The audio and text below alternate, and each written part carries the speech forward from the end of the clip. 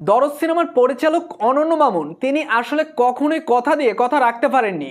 কথা ছিল এবছরের শেষে দরদ সিনেমার নতুন কোনো আপডেট তিনি প্রকাশ করবেন।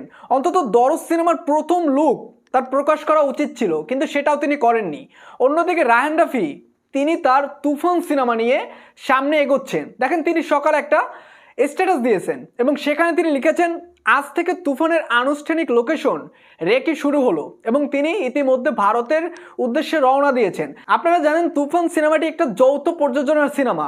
এপার বাংলার চরকি আলফাই প্রযোজনা প্রতিষ্ঠান থেকে ওপার বাংলার এসবিএ প্রযোজনা প্রতিষ্ঠান যুক্ত হচ্ছে। তো দুই বাংলা মিলেই রায়হান রাফি এই সিনেমাটি নির্মাণ করতে যাচ্ছে। কিন্তু অন্যদিকে দরদ সিনেমার পরিচালক অনন্য মামুন তিনি আসলে কোনো আপডেটই দিতেছেন না। তার দরদ সিনেমার কোনো প্রচারণাই এখন নাই, কারণ যখন সিনেমার শুটিং হয়েছে, যখন সিনেমার কাজ চলতেছিল, তখন কিন্তু এই সিনেমা নিয়ে ব্যাপক আলোচনা করছে দর্শকরা এবং দর্শকরাই কিন্তু এটাকে ছড়িয়ে দিচ্ছে দরদ সিনেমা নিয়ে। এবং এই সিনেমার এখন কোনো আলোচনায় তিনি থাকছেনই না, মানে আলোচনার কোনো না পোস্টার দিতেছেন, না দরদ সিনেমার কোনো আপডেট তিনি দিতেছেন, কোনো কিছু করতেছেন না। অন্যদিকে রায়হান রাফি বলেছেন দরদ সিনেমার আগে তুফান সিনেমাটি রিলিজ হওয়ার সম্ভাবনা রয়েছে। রায়হান রাফি কিন্তু সিনেমার রিলিজের ক্ষেত্রে কখনোই তিনি দেরি করেন না, যা বলেন তাই করেন। কিন্তু অন্যদিকে অনন্য মামুন তিনি তার কথার বরখেলাপ করে দিচ্ছেন অলরেডি, তার কথার সাথে কাজের কোনো মিল নাই। তো ভাই ব্রাদার, তুফান সিনেমা নিয়ে আসলে আপনাদের আগ্রহটা কেমন?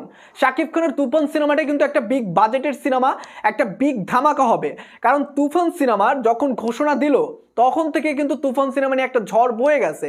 দর্শকদের ভিতরে একটা হাহাকার এই সিনেমা দেখার জন্য। শাকিব খানের এই সিনেমাটা একটা মানে ডিফারেন্ট হবে একদম অন্য অন্য সিনেমার চাইতে। শাকিব খানকে এই সিনেমাও একটা অন্য জায়গায় নিয়ে যাবে।